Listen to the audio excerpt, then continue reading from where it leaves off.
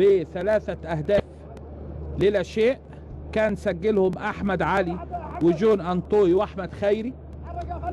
بدأنا معاكم أحداث الشوط الثاني، يمكن احنا في الثواني الأولى من الدقيقة الأولى.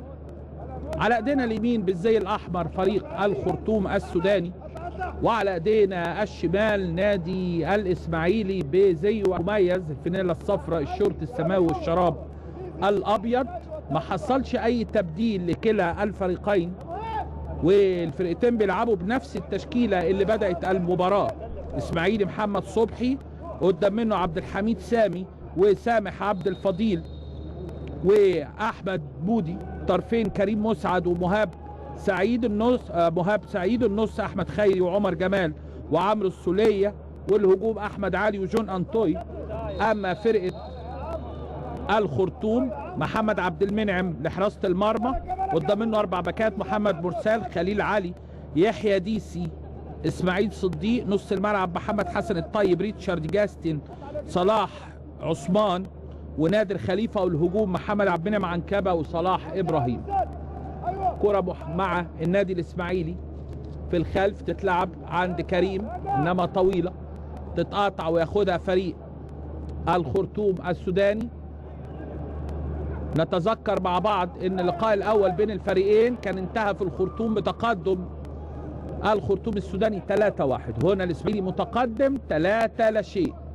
وادي محاولة من ناحية الشمال مع النادي الاسماعيلي،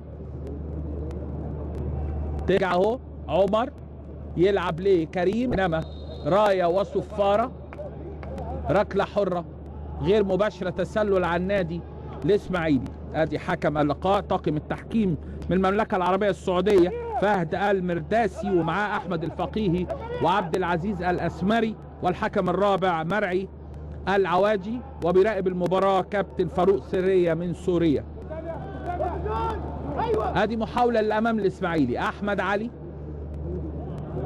احمد علي يلعب لعمر جمال، ترجع مرة تانية مهاب سعيد، عبد الحميد سامي لعبد الفضيل، ترجع لعبد الحميد مرة تانية في نص الملعب للسولية، عبد الفضيل، خيري، السولية في اليمين اللي كان مفتاح اللقاء خلال التلت ساعة ونص ساعة الأولانية. مهاب يلعب أمامية أحمد علي، وأحمد علي ياخدها على طول يلطشها إنما تخرج بره الملعب، كان عايز يخطفها قبل يقفل عليه الملعب يحيى ديسي، إنما خرجت خارج الملعب ركلة مرمى.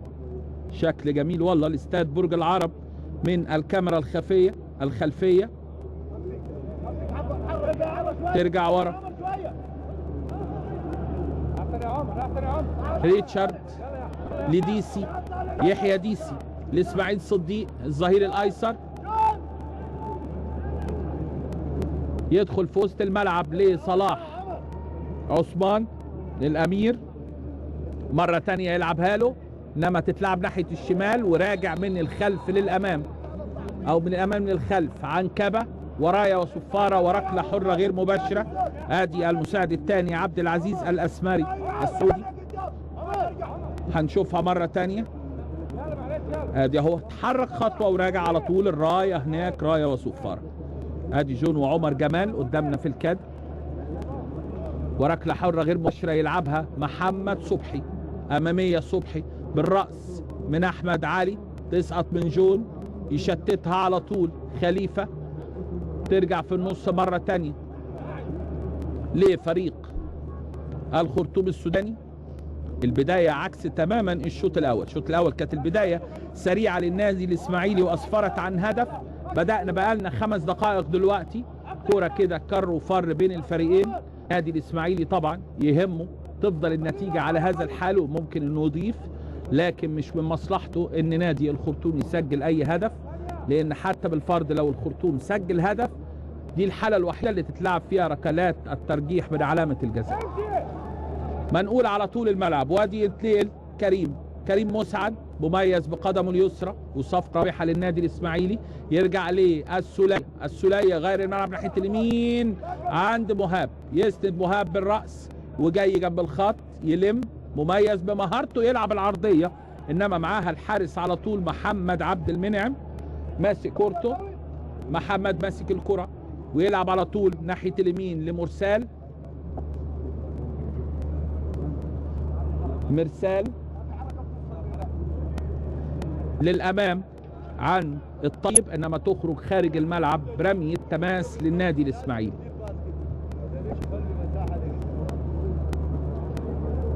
سامح عبد الفضيل ينقل على طول عند كريم. سولية يغير الملعب، راجع يستلم عبد الحميد سامي،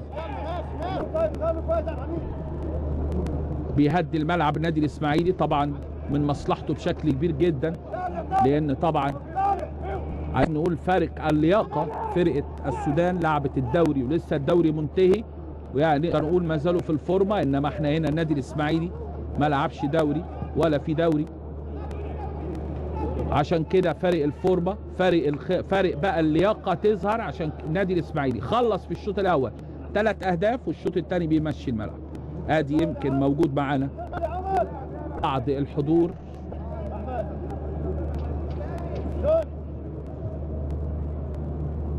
ورمية التماس من ناحية اليمين، يلعبها اي حاجة. طيب ترجع مرة تانية، ياخد احمد علي وينطلق، عدى نص الملعب عدى، انما تخبط وتحله مرة تانية. احمد علي تتلعب لعمر جمال لجون، داخل جون من ناحية شمال، جون يجي يلم ويرجع مرة تانية ويحطها. يا والقائم يتعاطف مع الخرطوم، لم والله وعملها حلوة قوي وقعد الجول في الارض وراح حاططها من فوقه. جميلة انما يتعاطف معها القائم وتتحول الى رمية تماس. ادي مهاب سعيد، مهاب مرة تانية جون بالرأس، انما على طول معاها الحارس عبد المنعم شلبي ويحولها الى ركنية. كرة والله كانت افضل هجمة خلال الشوط الاول بعد مر 8 دقايق. اكيد في اي توقف هنشوف اعادة للكرة دي، انما نتابع مع بعض الركنية. وادي جون اهو، انتوي وعمر جمال هيلعب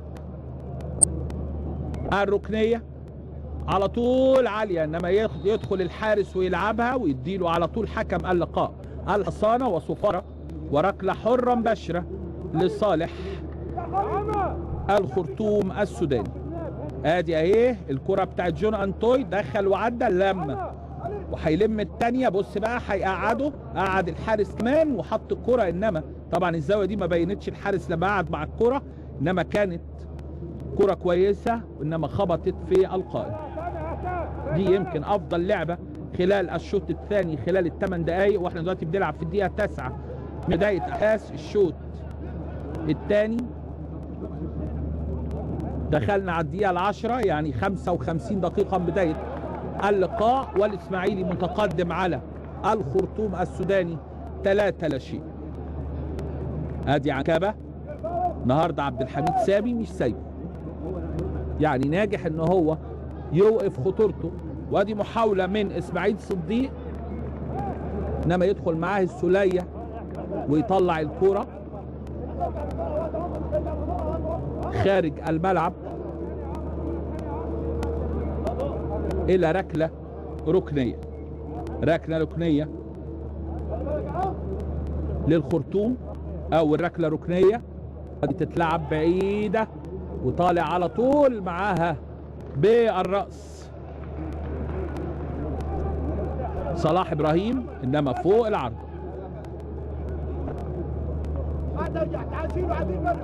ادي اهو الرأسية اللي عملها جون وطلعها الحارس بطراطيف ايديه بعد الكرة اللي فاتوا. وادي ركنية مرة تانية بتتعاد لنا، انما دي طبعا كده مخرج اللقاء يعني بيعمل لنا مقارنة بين ضربتين رأس، الاولى طلعها الحارس والتانية طلعت بره الملعب.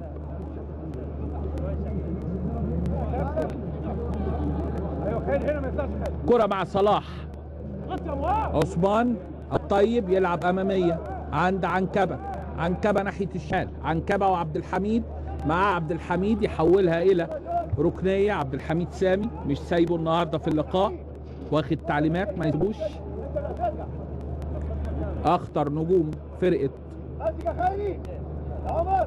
الخرطوم السوداني. وادي محمد صبحي قدامنا، والركنيه الثانيه من ناحيه الشمال لفريق الخرطوم السوداني. بداوا يتحركوا من الناحيه دي ناحيه الشمال.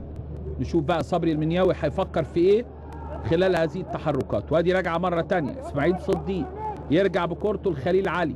خليل يلعب كوره طوليه اماميه، انما قاطع عبد الحميد. راجع على طول السوليه، يلعب سريعه مباشره مقطوعه، يرجعها ديسي لاسماعيل صديق. صديق للطيب، الطيب مره ثانيه، مره ثانيه الطيب، انما ترجع على طول من اسماعيل صديق. يردها عبد الحميد سامي، ملعوبه، يقطع مره ثانيه على طول السوليه. شايف كده تحركات في نص الملعب اكتر خلال الدقايق اللي فاتت لفريق الخرطوم. ودفاع منطقه بينفذه النادي الاسماعيلي. وادي على طول كره من السوليه للامام. احمد علي متاخر في الخلف، عشان كده ما راحتش لاي لاعب بالاسماعيلي وراحت للحارس بدوره يلعبها عند خليل علي. خليل تتلعب طويله، بيعتمدوا فرقه الخرطوم على الكور الطوليه والاختراق من العمق لغايه دلوقتي، انما ناجح النادي الاسماعيلي انه يقفل الملعب. كره قصيره من احمد علي.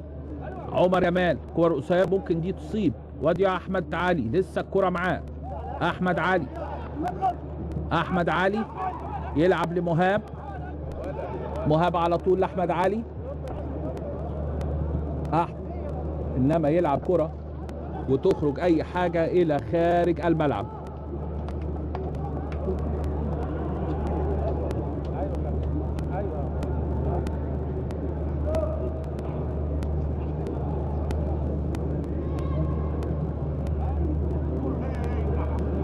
مفيش شك ان النتيجه 3-0، مفيش شك ان النتيجه 3-0 دي كويسه جدا للنادي الاسماعيلي، لكن مطلوب ان يغطي بهدف اخر، لان 3-0 لو فريق الخرطوم سجل اي هدف من الممكن انه نلجأ لركلات ترجيح. انما اكيد في الاسماعيليه دلوقتي في فرحه لهذه النتيجه، ومن قبلها الاداء الجميل اللي اتعمل خلال الشوط الاول.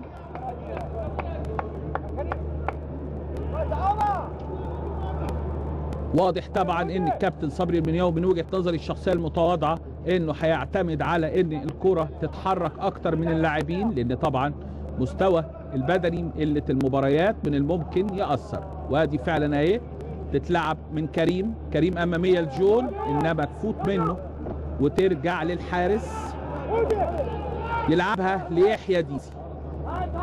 بدا يتحرك للامام فريق نادي الخرطوم، لكن الاسماعيلي لو شفنا لعيبته في منتصف ملعبهم مقفلين الملعب كويس. ادي محاوله من عمر جمال، وادي مقطوعه مره ثانيه تروح لعنكبه اللي راجع عشان يساعد ويستلم.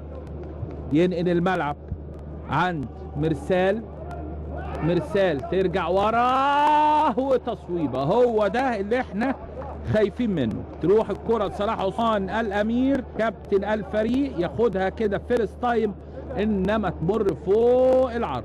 ادي اهو صلاح عثمان هو صاحب التسديده اللي فاتت، بيفاجئنا بيها بعد مرور ربع ساعه من الشوط الثاني. ما زالت النتيجه متابعينا على تلفزيون جمهوريه مصر العربيه ونايل سبورت. تقدم الاسماعيلي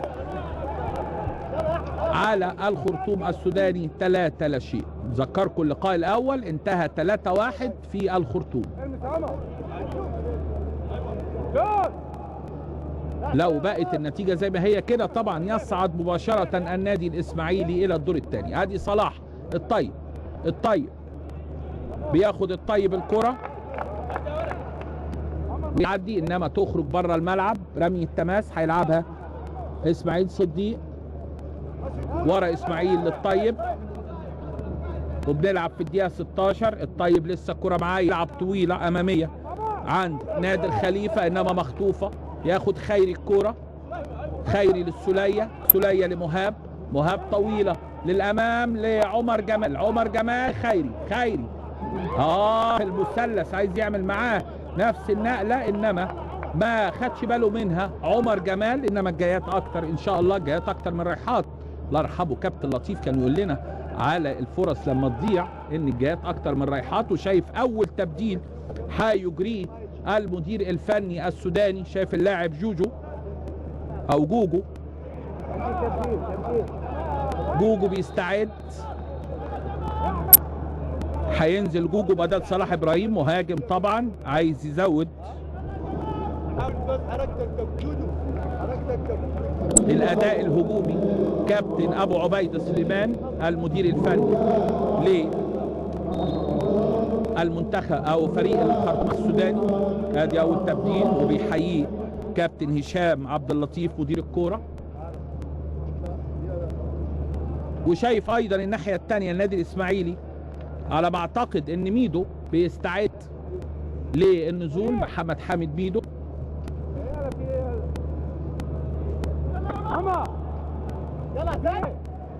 وكان بيطمن حكم اللقاء على الحارس محمد صبحي نجم النادي الاسماعيلي. هيلعب ركله المرمى، صبحي لسه بيلبس القفاز بتاعه. 17 دقيقة من بداية أحداث الشوط الثاني متابعينا، أو دخلنا في الدقيقة 18 دقيقة 63 من بداية اللقاء، والإسماعيلي متقدم على الخرطوم السوداني 3-0.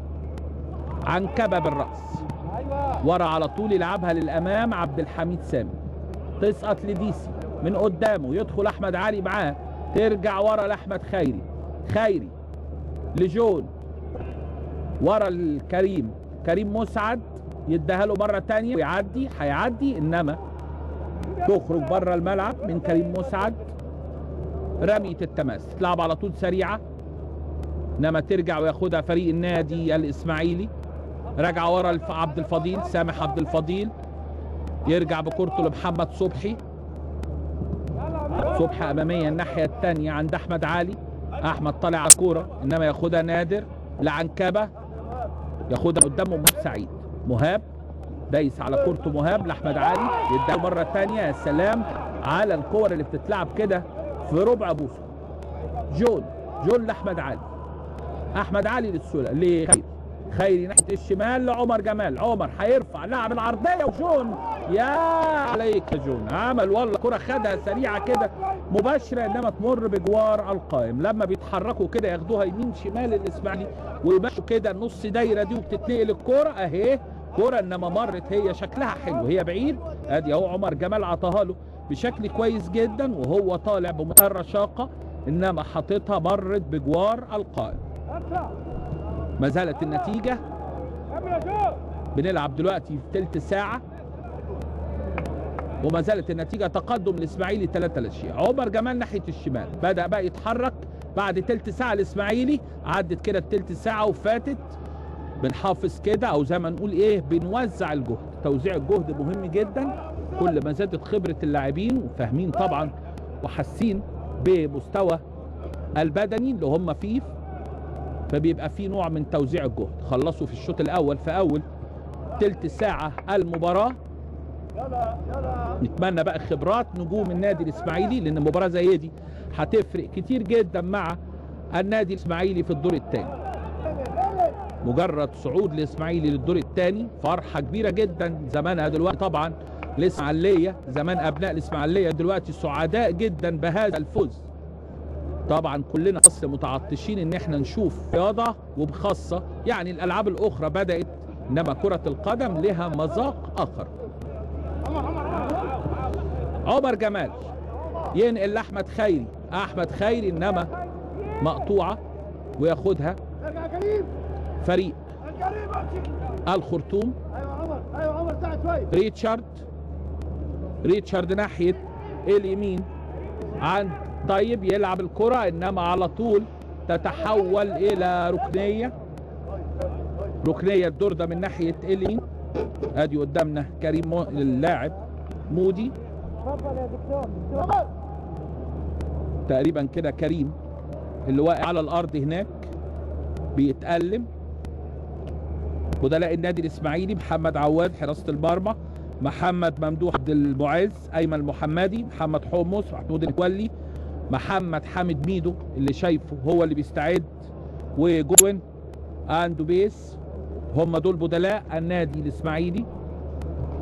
فريق الخرطوم السوداني اجرى تبديل وحيد بخروج اللاعب صلاح ابراهيم ونزول اللاعب جوجو، وادي كابتن ابو عبيده سليمان وجنبه الكابتن هشام عبد اللطيف، الجهاز الفني لفريق نادي الخرطوم. ابناء السودان اشقائنا مفيش كلام، جهاز فني محترم جدا، يعني الواحد وهو بيتعامل معاهم يعني كل شيء كنا بنساله كان بمنتهى الوضوح بيقوله لنا كابتن ابو عبيده، شخصيه محترمه جدا ما يختلفش تماما عن كابتن صبري المنياوي المدير الفني للنادي الاسماعيلي. قام الحمد لله كان مسعد وحوار كده بين كابتن اشرف خضر والكابتن حمام مع كابتن صبري المنياوي، وهيروح اشرف خضر يقول اللي هيقول لهم حاجه، وادي على طول تتلعب الركنيه ويردها على طول فريق النادي الاسماعيلي. لسه الكوره في حلق المرمى تتلعب، انما يرد على طول مطلع عمر السولية للامام. بدأنا الدقيقة 23 من الشوط الثاني متابعينا، يعني نقدر نقول نص الشوط الثاني انتهى، 3/4 المباراة انتهت. كل ما بيعدي الوقت بتقرب الفرصة للاسماعيلي، وادي محاولة عمر جمال، ادي محاولة، والله ده خيري العمر عمر، انما ترجع. كان فرصة ما بين الثلاثة جون وعمر وخيري، انما تتقاطع ياخدها فريق الخرطوم السوداني اللي نقدر نقول مفيش خطورة تماما على مرمى النادي الاسماعيلي. الطيب يلعب عن كابة، انما يا سلام يا واد يا عبد الفضيل، قاطع الكرة اللي فاتت دي وتروح مرة تانية مقطوعة ردي. ترجع ضغط من فريق الخرطوم، ضاغط الخرطوم في الدقيقة اللي فاتت دي، تتلعب على طول للطيب، الطيب يلعب لريتشارد يرجع بكورته للظهير صديق، يرجع للطيب مرة تانية. كل دي محاولات للاختراق، بيلعب فريق الخرطوم على الاختراق. ما شفناش كور كده بتتلعب عرضية، كلها كور اختراق اهي، علي كله من العمق ويفوت على طول الكورة. مودي مراقب اللقاء والحكم الرابع، ودكة الجهاز الطبي والفني والإداري للخرطوم السوداني. يرد ريتشارد الكرة، راجع ورا في الخلف ريتشارد، عملوا كده تبادل مراكز فرقة الخرطوم في نص الملعب.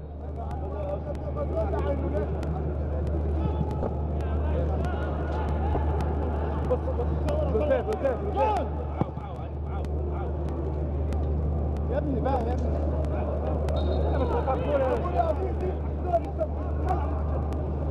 يلا كويس. ركلة حرة مباشرة للخرطوم السوداني، و25 دقيقة بداية أحداث الشوط الثاني اللي أداؤه أقل في المستوى الفني والمهاري خلال الشوط الثاني مقارنة بأول نص ساعة من المباراة. ادي مهاب سعيد، مهاب عايز يمر ويعدي، انما داخل معاه خليل علي وقاطع الكرة منه، ادي خليل، انما رمي التماس هيلعبها مهاب هو وخيري. خيري عايز يرقص، انما جات له مرة تانية، دخل خيري عايز يلعب، انما يخبطها كده بمنتهى الخبرة في ريتشارد ويحولها الى ركنية للنادي الاسماعيلي. يمكن اول ركنية من فترة ما شفناهاش. بدأنا الدقيقة 26 او الدقيقة 71 من بداية احداث المباراة، بقى اقل من تلت ساعة، وجاي كده زي ما بيقولوا كده براحته عمر جمال يلعب الكرة. كل ما الوقت بيمر على النادي الاسماعيلي بافضل طبعا. ادي عمر جمال هيلعب من ناحية اليمين، عمر جمال ويلعب لجون، انما على طول يقطع فريق نادي الخرطوم، وترجع ورا عبد الحميد سامي، ترجع لعبد الفضيل سامح عبد الفضيل ينقل الملعب مهاب لعمر، انما عمر جمال تطول منه ويخطفها الدفاع، ترجع للسولية يرجعها على طول سريعة في حلق ال 18. مرة تانية راجعة كريم مسعد ناحية الشمال، كريم رفع كريم يرفع، انما في ايد الحارس محمد عبد المنعم. هادية المباراة في الشوط الثاني. انا شايف بعد ما محمد حامد ميدو قام سخن، شايف حمص هو اللي هينزل. كأن كده كابتن صبري المنياوي عايز قيادة في ارض الملعب الفترة الجاية. طبعا حمص نجم مفيش كلام، وما ننساش مباراته، المباراة التاريخية له، مباراة منتخب مصر وايطاليا، سجل يمكن اشهر الاهداف لمصر على الاطلاق في بطولة كأس العالم المصغرة في بطل العالم. وهيقول ايه حكم اللقاء؟ وصفارة براية المساعد الاول مشاور له احمد الفقيهي ان في فاول على الحارس، وعلى ما اعتقد كده هيكون فيها انذار لانه طلع خارج المنطقة ودخل مع جون انطوي وهو منفرد. هل يا ترى بقى هيكون فيها انذار ولا طرد؟ ده اللي احنا هنشوفه من حكم اللقاء اللي بيدير المباراة حتى الان. نقدر نقول ادارة سلسة جدا.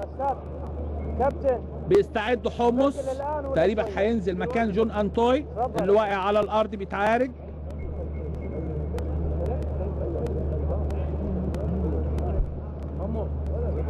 ما زال واقع على الارض الحارس وجون انطوي. ادي اهي الكرة بتتعاد مرة تانية، عدت وفاتت وطلع الحارس وعامل واضح جدا داخل على جسمه. لا دي على ما اعتقد كده هيكون فيها كلام من حكم اللقاء. هنشوف دلوقتي حكم اللقاء فهد المرداسي هيشير بايه.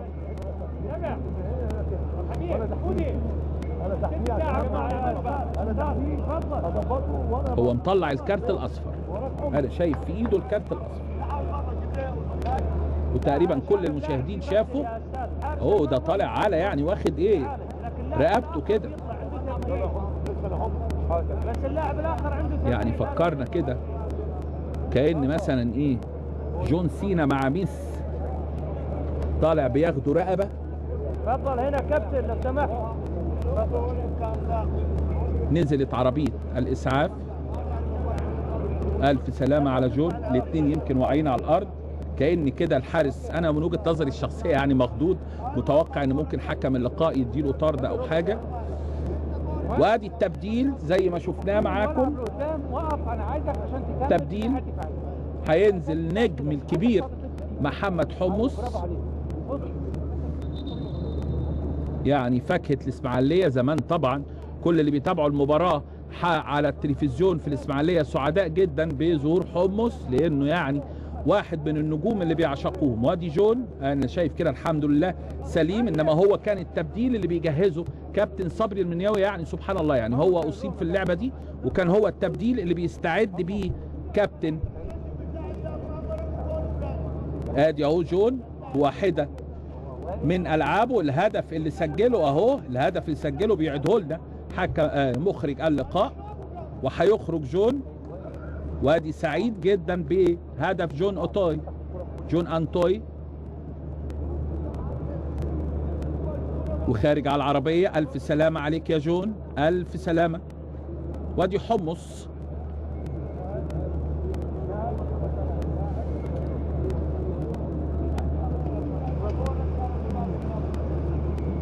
التبديل الاول للاسماعيلي. والف سلامة يا جون. وبينزل محمد حمص نجم منتخب مصر والنادي الاسماعيلي الى ارض الملعب كتبديل اول في اخر ربع ساعة من المباراة عشان يظبط ايقاع الفريق في منتصف الملعب. وادي اهي هنشوف بقى مين اللي واقف على الكرة، هل هيلعبها السولية ولا احمد علي؟ مين اللي هيقع يلعب الكرة؟ وانذار للحارس، انذار للحارس. والله انا من وجهة نظري الشخصية يعني حكم اللقاء كان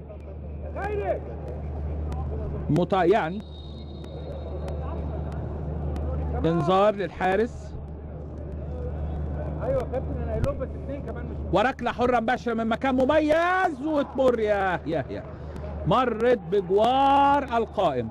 يلا بتضيع من السولية. هدف ضايع من عمرو السولية. دقيقة 77 من بداية المباراة اهي بتتعاد معدية ايه يعني عايزة كده نفخة، انما بيضيع هدف اكيد. كريم مسعد من الشمال. شوف بقى الربع ساعة المتبقية هيعمل فيها ايه كابتن صبري المنياوي. ايوه امر على يمينك. اعتقد ان هدف رابع هيقدر يخلينا نقول مبروك للنادي الاسماعيلي.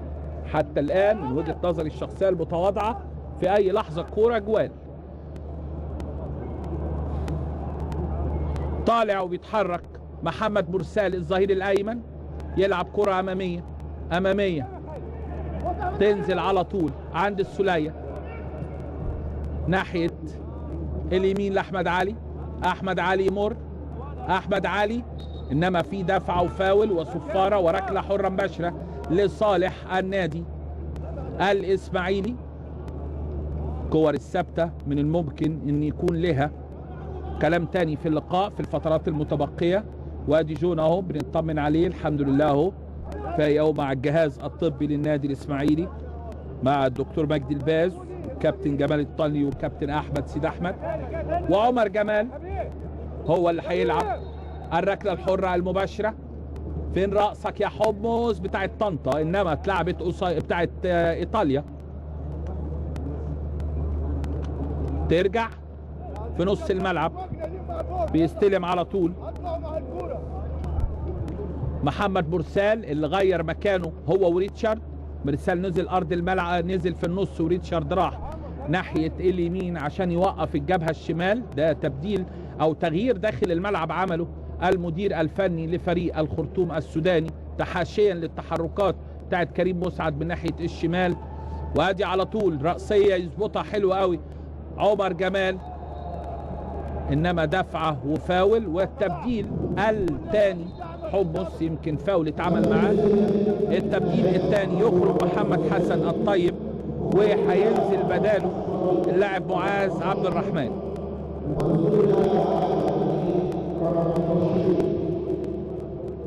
معاذ عبد الرحمن رقم 22 التبديل الثاني بدل محمد حسن الطيب.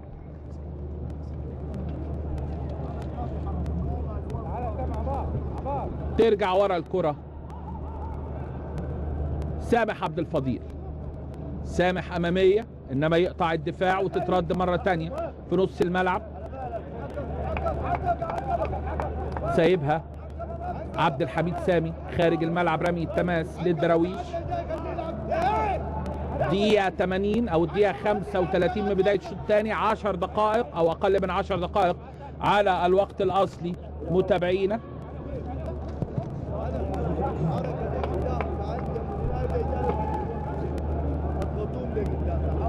على طول تتلعب ناحية الشمال الاسماعيلي. تحرك على طول عالية انما يقطع على طول ريتشارد ويمشي الكرة في نص الملعب عند معاذ اللي لسه نازل يلعبها قدام لعنكبة.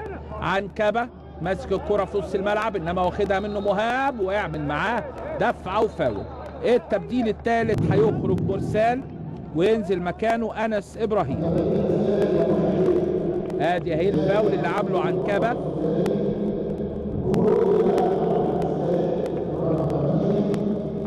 ادي مرسال وينزل مكانه انس ابراهيم.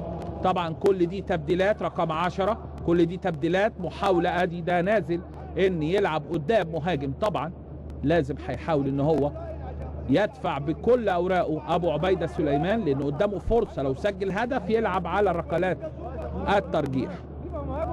نشوف الدقائق المتبقية من اللقاء. كرة القدم بتدي اللي بيديها بتدي اللي بيلعب الكرة للأمام. وصفارة ركلة حرة غير مباشرة تسلل على النادي الإسماعيلي. وادي حكم اللقاء السعودي فهد المرداسي. تتلعب على طول سريعة ناحية إسماعيل صديق الظهير الأيسر.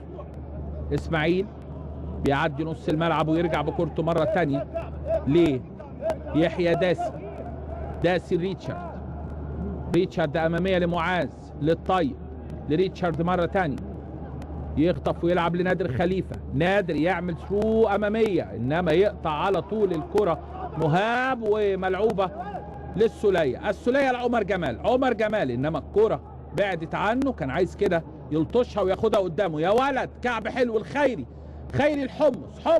حمص لخيري ينفرد خيري يحط خيري يسجل خيري. يا سلام يا حمص الكرة حلوة قوي يا خيري. حمص يديله كرة جميلة والله حلوة النقلة جميلة. ايه زي ما قلنا لك يا خيري الاسيست اللي عملته في الشوط الاول حلو بردك بنقول له حمص عمل اسيست حلو قوي. يدخل خيري ويسجل الهدف الرابع للنادي الاسماعيلي في الدقيقة 38. بص الكعب بص النقلة لحمص يستلم يلعبها له مرة تانية ادي يلعبها جوه الجول. ياه على الهدف. هدف فرصة كويسة كعب جميل من عمر جمال استلام من خيري يلعب الكرة لحمص ويروح يستلمها جوه اهو حمص يديها له بشماله على طول من فوق الحارس. هدف جميل جملة حلوة جماعية من نادي الاسماعيلي. الدقيقة 38 بتحمل للاسماعيلي الخير. 38 من الشوط الثاني كده نقدر نقول مبروك يا اسماعيلية مبروك يا مصر مبروك النادي الاسماعيلي الفوز على ما اعتقد كده والوصول للدور الثاني. نلعب في الدقيقة 39 من الشوط الثاني يعني 6 دقائق متبقية على نهاية اللقاء. اعتقد كده ان فرقة الاسماعيلي ممكن تنصب السيرك دلوقتي. وادي يخطف حمص يلعب انما وهي جاله ده بقى فاول محتاج فعلا انذار.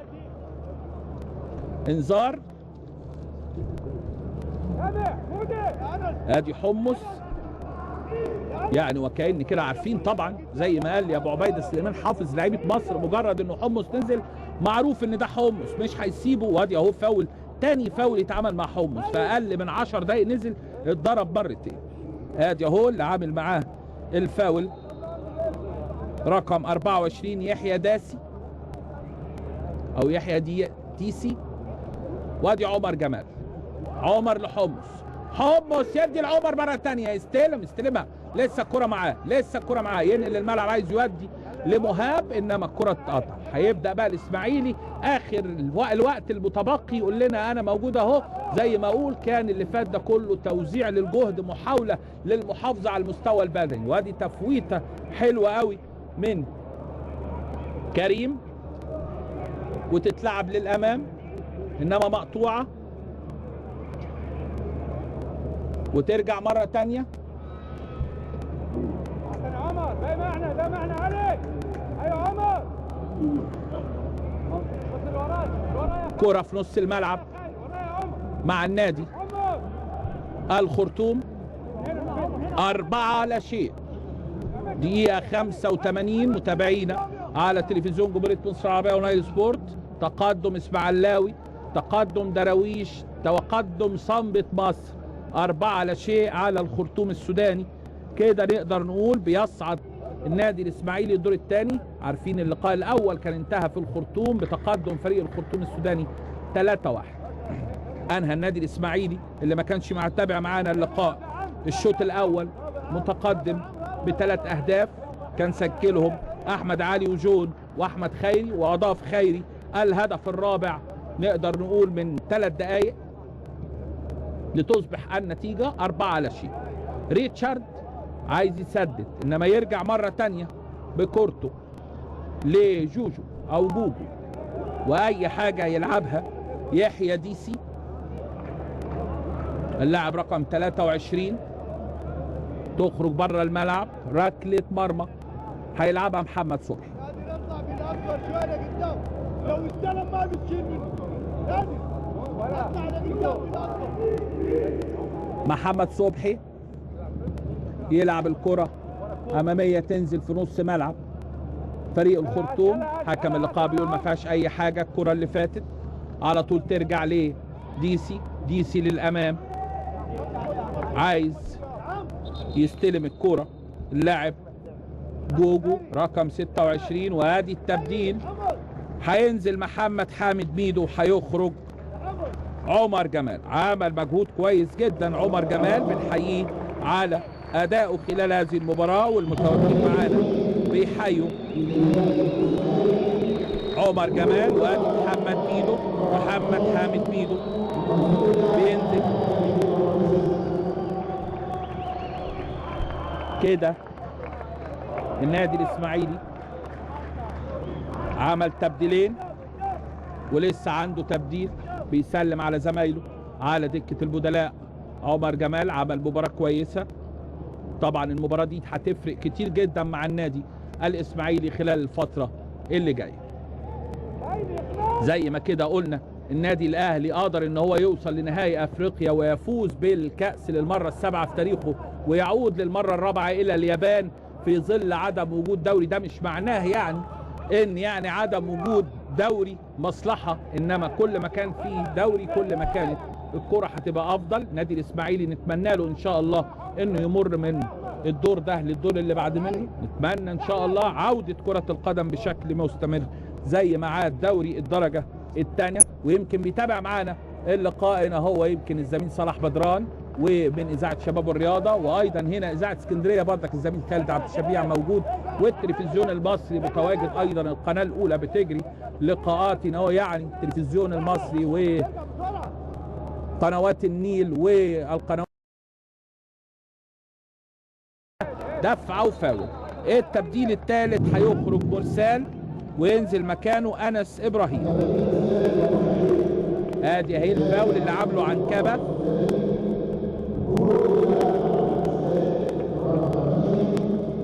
ادي مرسال وينزل مكانه انس ابراهيم.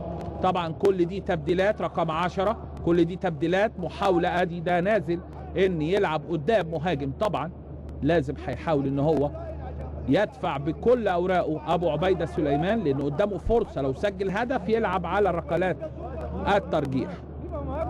نشوف الدقائق المتبقية من اللقاء. كرة القدم بتدي اللي بيديها، بتدي اللي بيلعب الكرة للأمام. وصفارة ركلة حرة غير مباشرة، تسلل على النادي الإسماعيلي. وادي حكم اللقاء السعودي فهد المرداسي. تتلعب على طول سريعة ناحية إسماعيل صدي الظهير الأيسر.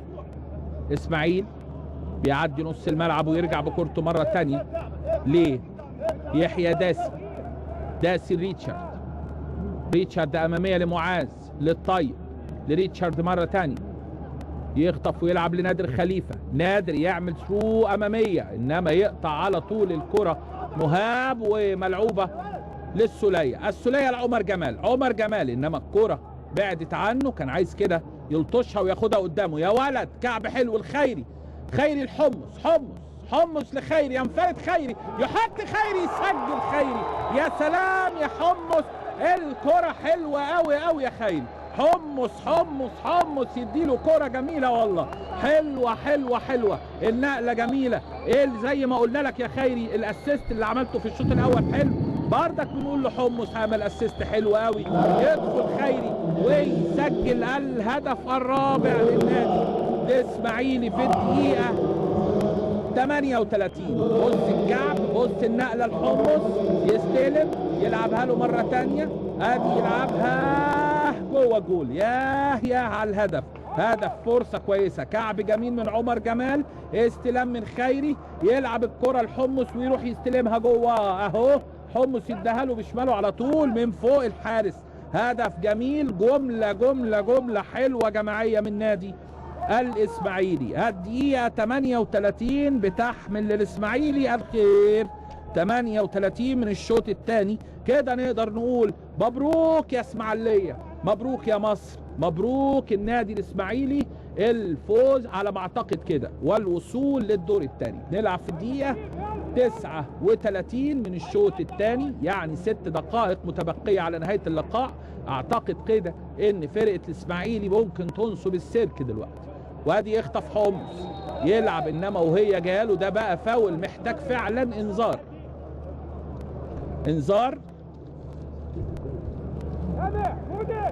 ادي حمص يعني وكأن كده عارفين طبعا زي ما قال لي ابو عبيده سليمان حافظ لعيبه مصر، مجرد انه حمص نزل معروف ان ده حمص مش هيسيبه. وادي اهو فاول، تاني فاول يتعمل مع حمص في اقل من 10 دقايق، نزل اتضرب مرتين.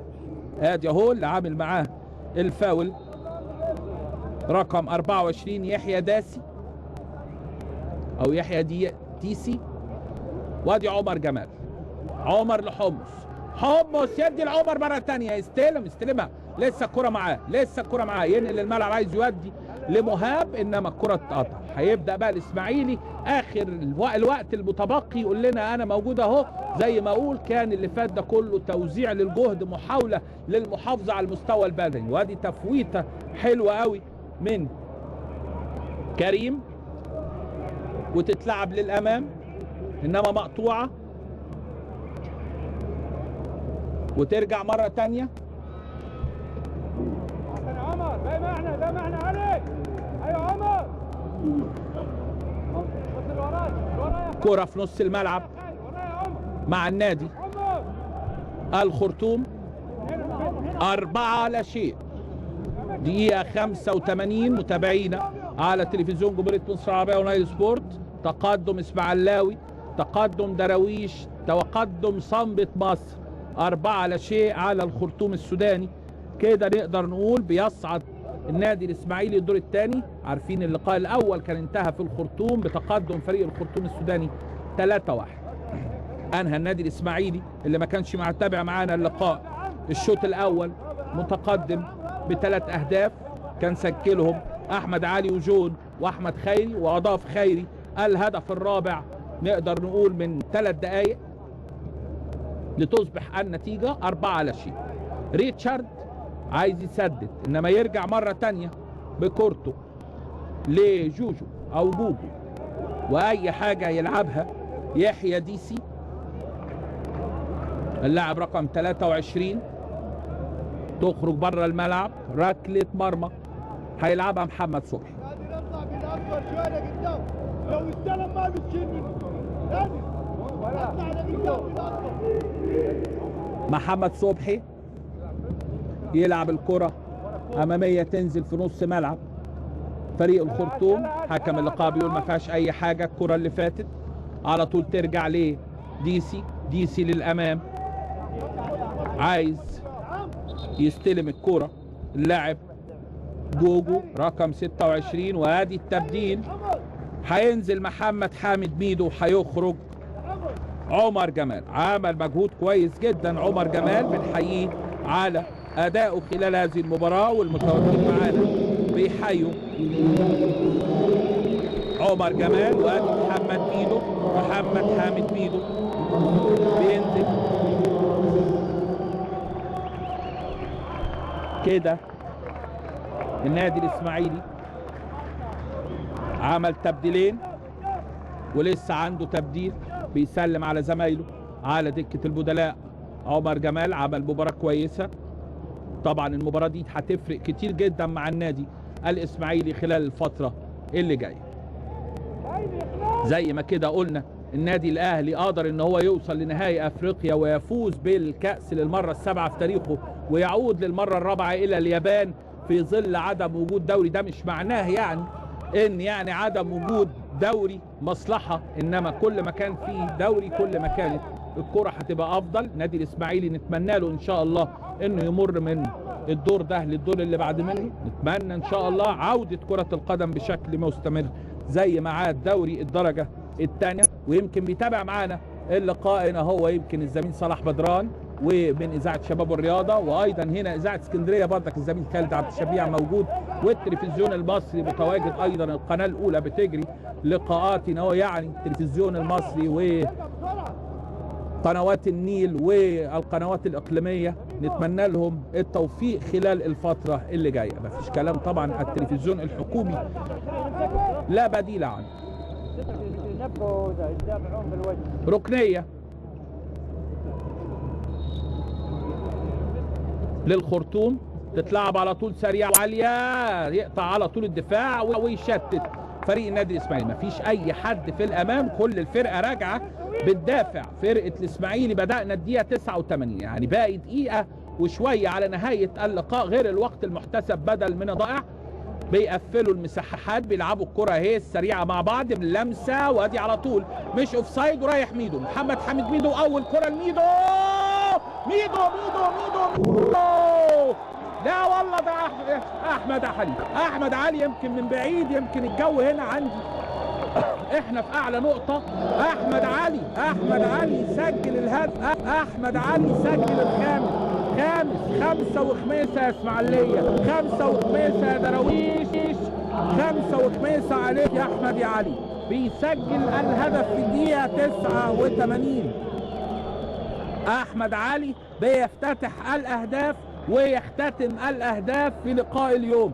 ويعني من الحاجات السعيدة جدا ان بعد بداية المباراة بدقيقة او دقيقة ونص بيسجل هدف، وقبل نهاية المباراة بدقيقة او دقيقة ونص بيسجل الهدف، بيفتتح الاهداف وينهيها احمد علي.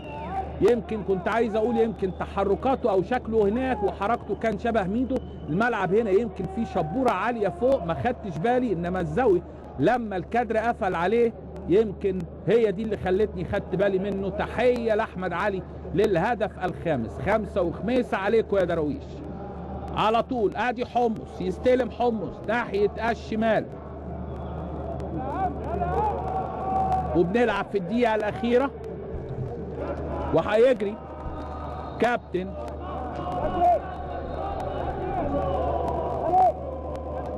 صبري المنياوي، هيخرج كريم مسعد وينزل بدل منه محمد ممدوح. ادي محمد ممدوح قدامنا، عمل مباراة كويسة جدا كريم مسعد، واضافة لفريق الاسماعيلي مميز بتحركاته. وادي الهدف الخامس اللي بيسجله احمد علي، ودقيقتين وقت محتسب بدل من الضائع بيحتسبهم حكم اللقاء السعودي فهد المرداسي. وخارج كريم مسعد كل الملعب بيحييه، ونازل محمد ممدوح.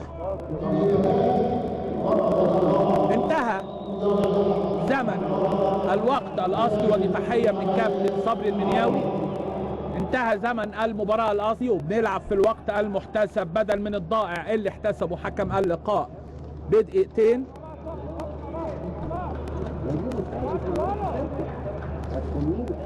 كل اللي في الملعب جنبي هنا عايزين الهدف السادس كمان، يعني طمعانين في هدف. انما اعتقد كده انها كانت مباراة طيبة للنادي الاسماعيلي في ظل الظروف اللي احنا فيها. نتمنى ان شاء الله ان تتحسن ظروف كرة القدم وبصفة عامة للدوري الممتاز.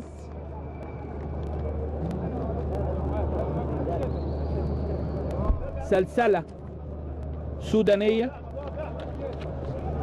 صديق يلعب كرة للأمام، إنما يقطع السولية ورايحة للطيب، يحجز عليها على طول عبد الحميد سامي، وتخرج الكرة إلى خارج الملعب. ادي عبد الحميد سامي، تخرج الكرة إلى خارج الملعب، ركلة مرمى للنادي الإسماعيلي. بنلعب في الدقيقة الثانية من الوقت المحتسب بدل من الضائع. 5-0 للنادي الإسماعيلي.